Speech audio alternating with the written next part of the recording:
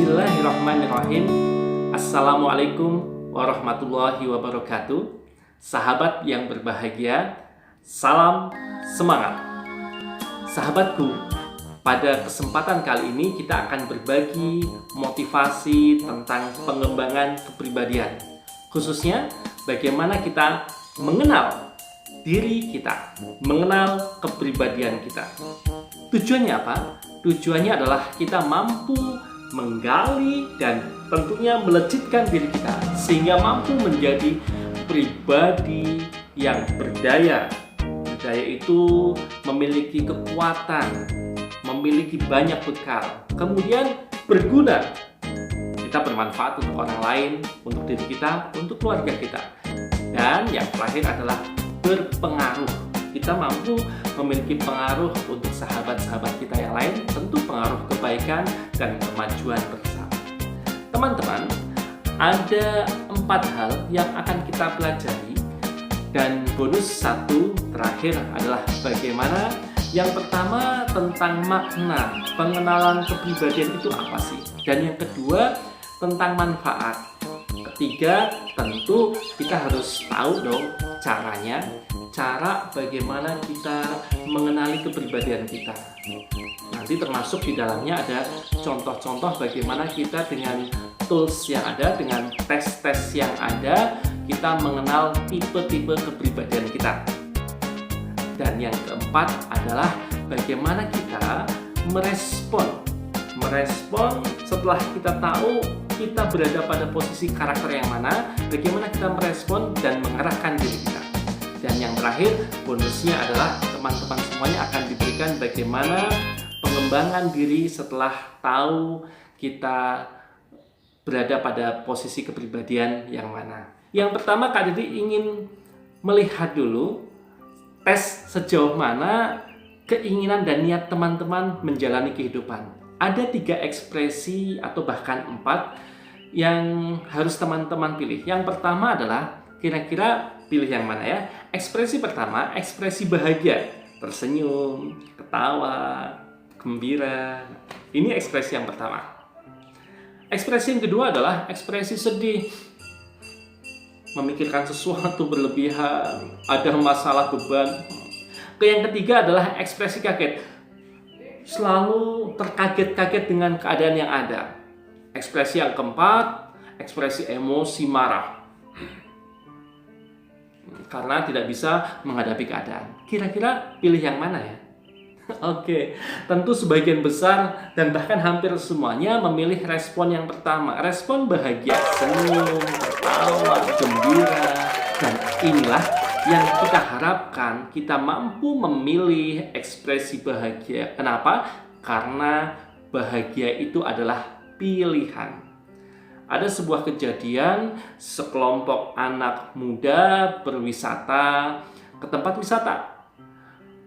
Kendaraan yang dipakai sama, satu bis yang sama, tempat tujuannya sama, makanannya sama. Akan tetapi, respon atau reaksi mereka itu masing-masing berbeda. Ada yang gembira, ada yang masih pusing memikirin pekerjaan, ada yang merenung, cemberut, ada yang marah-marah, emosi.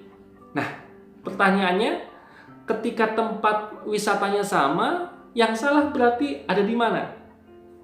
Yes, kebahagiaan itu, rasa itu ada pada diri masing-masing orang dan itu dipilih. Teman-teman, Kak Didi berharap semuanya untuk memilih bahagia. Baik, gambaran pertama, materi pertama tentang pengenalan diri, pengenalan kepribadian. Itu apa sih?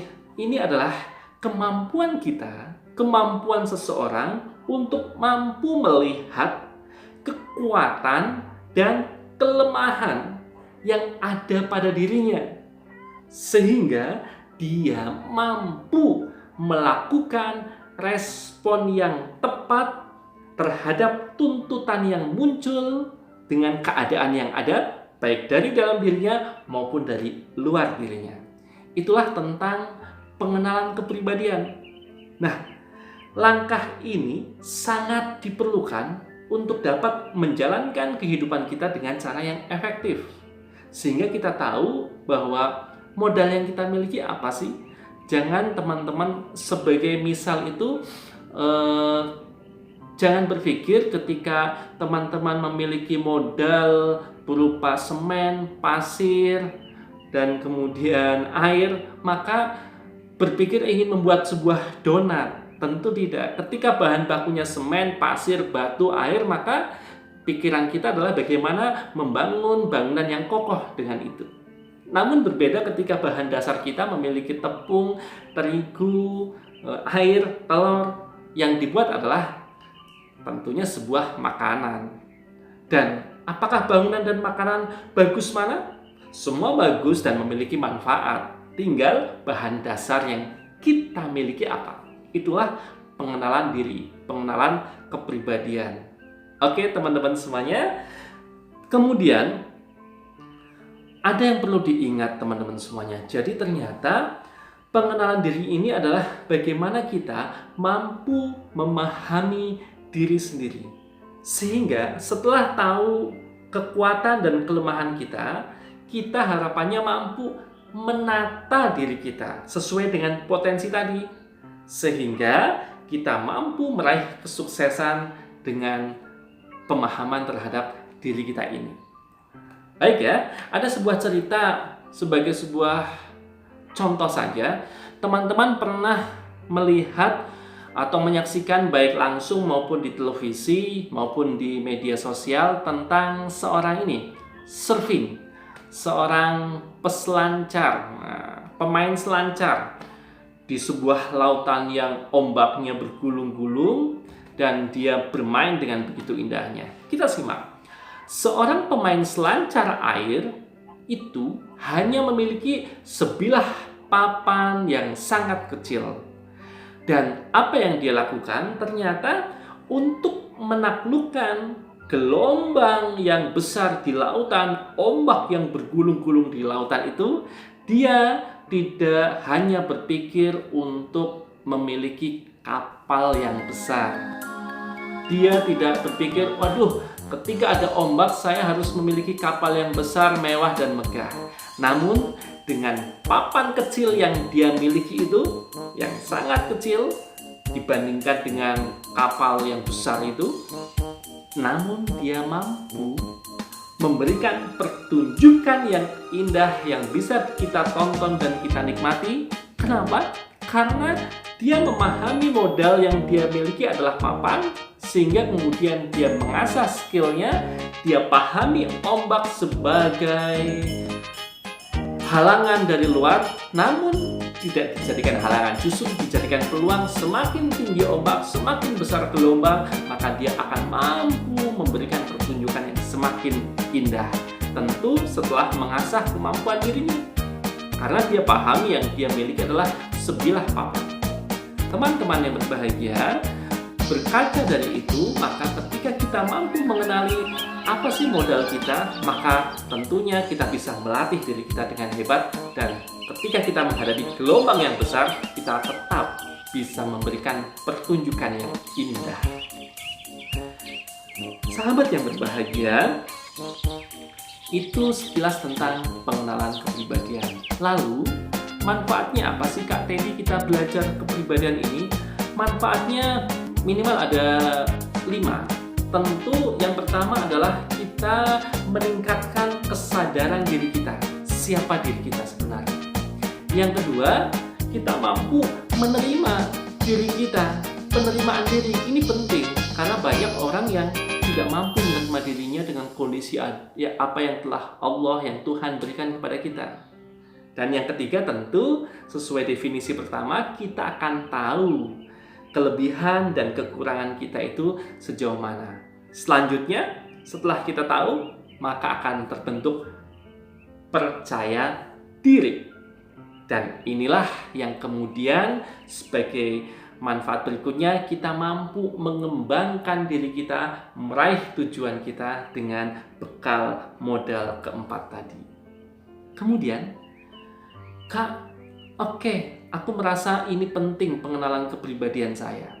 Caranya bagaimana? Ada 4 cara minimal ketika kita ingin mengenal kepribadian kita. Yang pertama adalah dengan cara introspeksi, mengaca pada diri sendiri, merenung, belajar dari masa lalu. Inilah introspeksi. Kita belajar atau merenung kejadian-kejadian yang sudah kita lewati. Sebenarnya saya ini bagaimana sih? Ini cara yang pertama, introspeksi. Termasuk introspeksi kita itu, merenung kita itu, kita sandingkan dengan bahan bacaan, dibandingkan dengan diri kita, kita sandingkan dengan ilmu pengetahuan, kita sandingkan dengan nasihat-nasihat para ulama tentang penciptaan manusia yang sesungguhnya. Nah, nanti tentang penciptaan manusia yang sesungguhnya akan kalian diberikan pada materi bonus di video berikutnya. Teman-teman, cara yang kedua setelah introspeksi yaitu kita caranya umpan balik orang lain. Jadi kita bertanya kepada orang lain bagaimana orang lain itu melihat diri kita. Cara yang ketiga dengan melihat orang lain. Jadi bagaimana mengenali diri kita? Kita lihat orang-orang lain di sekitar kita. Kita pahami mereka. Oh, itu cocok untuk saya. Oh, itu tidak menyenangkan. Oh, itu membahagiakan. Oh, itu sepertinya mirip banget dengan perilaku saya. Nah, itu bisa untuk mengenali diri kita. Dan berikutnya adalah dengan alat yang ada, yaitu psikotes. Banyak tes-tes pengembangan kepribadian yang mengelompokkan kita sejauh mana diri kita pada posisi apa. Nanti teman-teman bisa ikuti. Banyak juga fasilitas gratis di dunia maya yang bisa kita ikuti untuk mengenal sejauh mana diri kita. Oke, itu cara pengenalan kepribadian, cara pengenalan diri kita. Sahabat yang berbahagia, salah satu bagian dari pengenalan kepribadian itu adalah kita diharapkan nanti akan mampu dengan berbagai macam cara tadi, akan mampu mengetahui kelebihan dan kekurangan diri kita. Nah, bagaimana terhadap kelebihan atau kekuatan diri kita itu? Nah, teman-teman, orang yang memiliki dan memahami kekuatan dirinya, maka harapannya adalah kekuatan yang pada dirinya itu dijadikan sebuah aset ketika kita sadar bahwa oh, itu adalah kekuatan saya, maka jadikan itu aset yang mampu mengembangkan diri kita. Namun akan sangat disayangkan ketika tidak disadari kekuatan itu, maka yang terjadi apa? Kesempatan untuk mengaktualisasikan diri tentu akan hilang. Nah, demikian pula ketika kita memahami kelemahan kita. Kelemahan yang tidak disadari itu akan mampu merugikan diri sendiri. Bahkan juga dapat menyusahkan orang lain. Nah, ini waspada. Jadi ini tentang kekuatan dan kelemahan diri kita, teman-teman semuanya. Baik, selanjutnya kita akan belajar salah satunya adalah bagaimana tentang tipe-tipe kepribadian dengan berbagai macam tes yang ada. Kalau tadi kan ada banyak cara tuh, introspeksi, umpan balik, melihat orang lain, dan dengan metode tes kepribadian atau tes psikolog yang ada. Secara sederhana saja, yang paling umum, yang paling mudah itu ada sebuah tes yang biasa digunakan oleh orang pada umumnya, dan nanti teman-teman bisa mengakses lewat website, ketik saja mencari di mesin pencarian tes pengembangan kepribadian.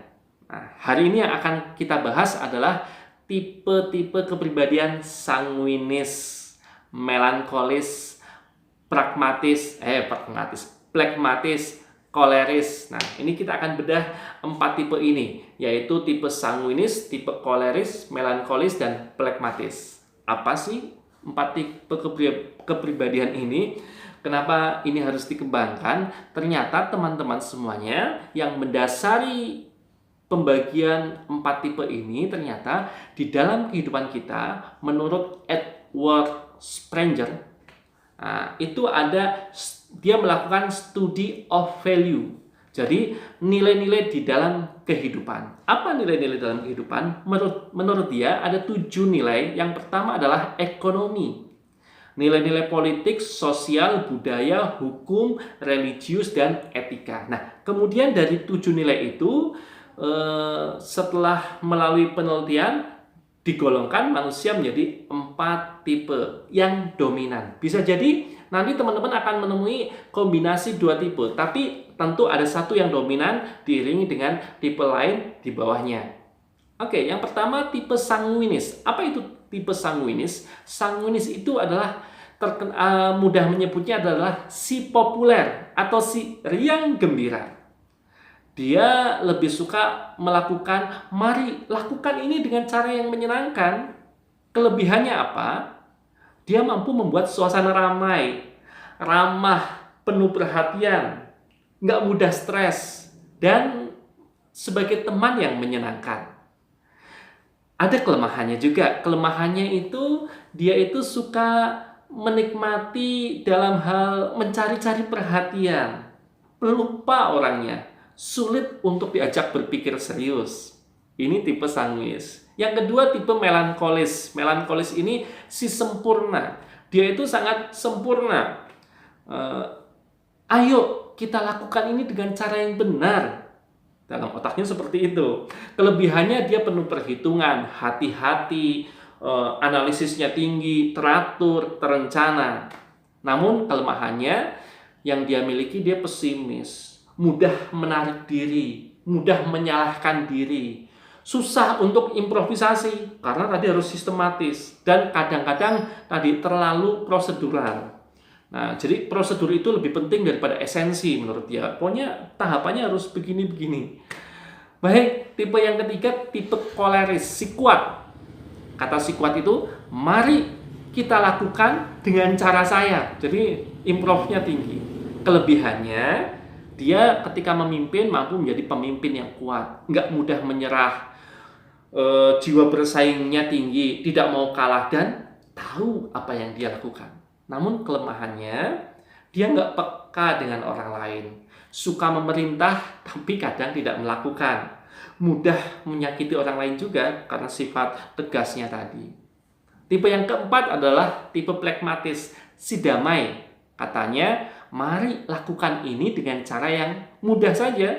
Kelebihannya apa? Dia harmonis, suka kedamaian, mudah mengalah, mudah menerima apapun kondisinya, keadaannya, tenang. Jadi apapun kondisinya mampu bersikap dengan tenang. Namun kelemahannya malas, enggan melakukan sesuatu kalau dirasakan sangat sulit, sulit dimotivasi, menunda-nunda melakukan sesuatu. Nah, dari definisi ini, pengertian ini, coba teman-teman termasuk tipe yang mana ya? Nah, lalu berikutnya, Kak, setelah tahu kelemahan diri, bagaimana Kak? Nah, teman-teman semuanya harus sadar nih, ketika kekuatan dirinya sudah tahu, maka harus kemudian sadar dan optimalkan. Terhadap kelemahan bagaimana? Terhadap kelemahan, lakukanlah umpan balik. Umpan balik itu apa? Umpan balik itu teman-teman semuanya fokus pada kejadian yang ada, bukan pada orangnya. Kemudian hadirkan empati, berubahlah pada kejadiannya, dan kemudian hargailah perubahan yang sudah kita buat terhadap kelemahan kita tadi. Baik, teman-teman semuanya, mungkin itu yang bisa Kak Teddy bagi sekilas, tapi mudah-mudahan bermanfaat. Terima kasih atas atensinya. Kita ketemu di video selanjutnya, yaitu tentang bagaimana kita mencoba mengenal diri kita sebagai manusia yang sesungguhnya. Terima kasih atas atensinya. Semoga bermanfaat. Kenali diri Anda, optimalkan kemampuan, dan segera benahi kekurangan-kekurangan yang ada. Melejitlah. Wassalamualaikum warahmatullahi wabarakatuh.